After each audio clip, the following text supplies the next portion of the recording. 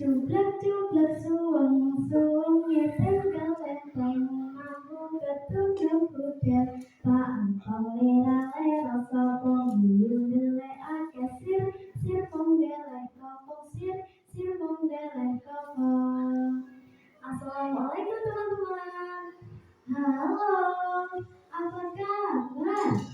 Lagu tadi merupakan sebuah lagu yang dinyanyikan pada momen tradisional. Ya, negeri kita kaya akan kebudayaan. Selain melalui lagu daerah dan juga bermain tradisional, kita juga bisa melakukan budaya daerah melalui cerita rakyat. Salah satunya akan Ifti ceritakan pada kesempatan kali ini. Penasaran? Baik, kali ini saya akan menceritakan tentang legenda Timun Emas. Begini ceritanya. Alkisah di sebuah desa yang ada di Jawa Tengah hiduplah seorang janda tua bernama Mbok Sri. Ia hidup di padang kara dan sangat menginginkan kehadiran seorang anak. Suatu malam, Mbok Sri bermimpi didatangi sesosok makhluk raksasa.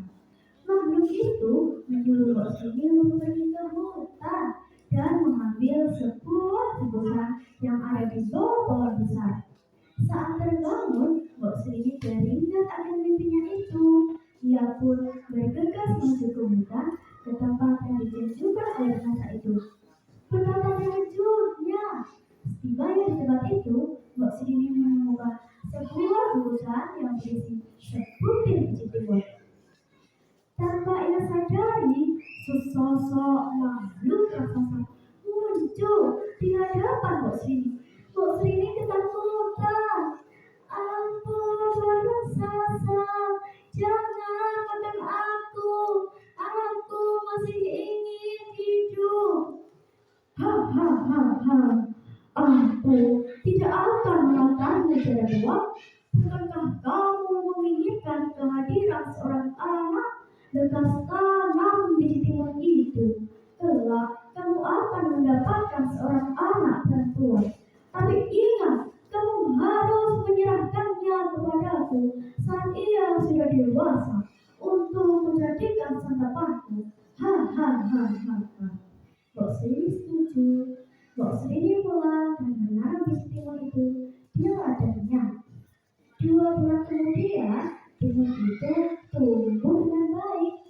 Timun ini berbeda dengan timun lainnya. Timun ini berwarna emas dan berukuran sangat besar. Saat sudah matang, Mbok Sri memetiknya dan saat membelahnya, ia menemukan seorang bayi perempuan. Ia pun menimbang bayi itu. Tak lema,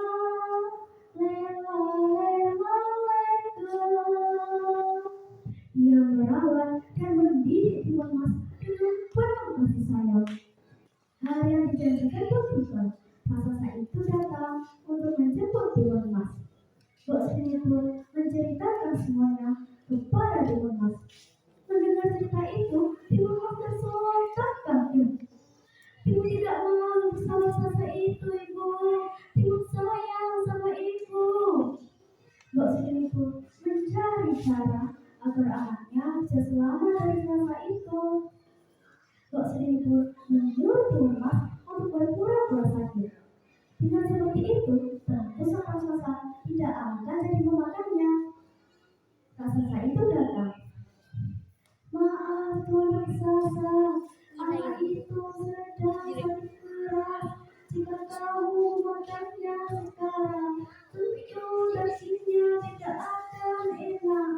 Bagaimana jika di hari lagi kamu datang untuk menjemputnya? Biar aku sembuhkan sakitnya dulu. Raksasa itu setuju dan akhirnya menghilang. Mbok Sri pun mencari cara lagi agar timun emas bisa selamat setelah itu. Ia pun menemukan ide untuk menemui seorang petapa yang ada di gunung. Petapa itu bersedia membantunya dan memberi